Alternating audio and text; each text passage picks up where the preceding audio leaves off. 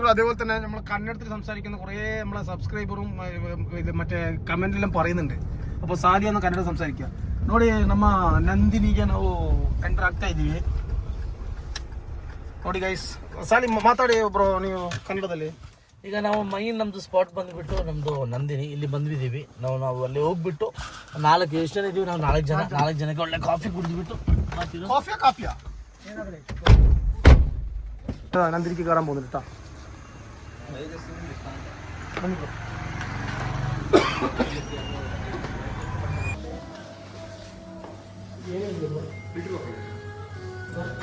Coffee tea ಬೇಡ, ಇದು filter coffee best. 4 filter coffee.